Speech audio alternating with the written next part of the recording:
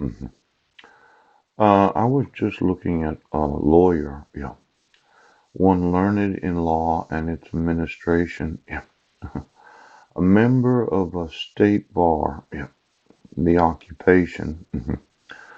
Now, usually I say the word attorney, and a lot of attorneys they don't really acknowledge the word attorney. Their thought is I'm a lawyer. And lawyers have to be members of state bar associations. Now, I've documented certain, well, really lawsuits that I have. And yesterday I was in the study room and I thought, this is one of those lawsuits that I really like. And there seemed to be a lot of concern among those that are veterans or maybe even active duty military personnel that what I was saying was not available. And sometimes when you're in the omniscience, you know what you cannot know, and then you have to prove to yourself that what you were saying was true. And I went online and did a little research, and in February of this very year, yes, certain individuals that had retired from the United States military got involved with the law, and they were court-martialed after their retirement. And I think that a court martial means that you do lose your veterans benefits.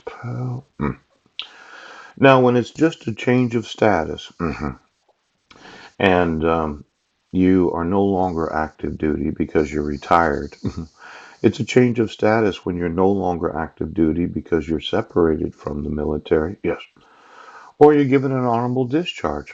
You're recognized for whatever you did while in the military, yes. Now, let's say you're a lawyer. You're one of these in the Army, the general adjunct attorneys in the Army. Yeah. Maybe you're in the JAG Corps of the United States Navy. Or you might be an attorney for the United States Marines or maybe an attorney for the Air Force. Yes. And you said, no, there is no possible way that I could increase the litigation costs. Yes. By obligating every attorney, every lawyer, if you like that word better, in the military for the last 70 years, yes, to have to go through an actual review of what they swore when they became an officer in the military, yes. And then there are those that, when they were separated from service, whether or not they retired, I think is a non-issue. Yes, it does. That I would actually sue you for desertion. Now, listen, lawyer. I'm having a difficult time getting the Constitution defended. Could you get me all the lawyers that have been employed in the United States military for the last 70 years? Because I'd like to start with the lawyers today. Yes. Now, I had emailed numerous individuals in the JAG Corps. Yes. United States Navy. And I had emailed those in Criminal Investigative Division of the United States Army. Yeah. For some reason, no one is defending the Constitution of this nation.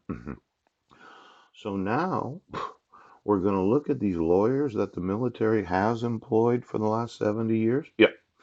And we're going to find out what happened after you separated from the military. See, I would think that you'd have to be an officer. Yes.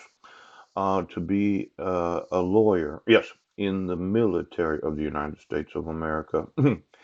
And for all of those that had sworn at the time of becoming an officer, thinking of an officer and a gentleman, when you first became that officer, you swore that you would not have any allegiance to any other form of government. Now, you wouldn't have any mental reservations or purpose of evasion to in any way not support or defend the Constitution of this nation. Yeah.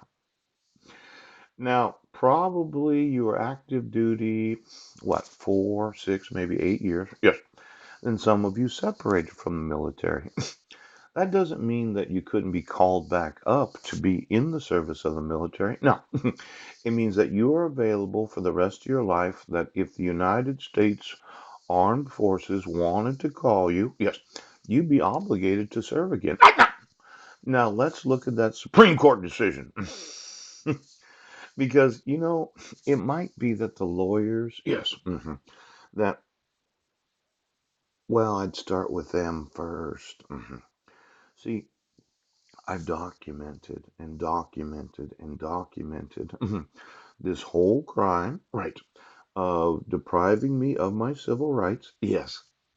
And for every lawyer that says, well, there's no way you'd get me for desertion, I think that there is core groups of individuals that have been employed in the military that have additional levels of liability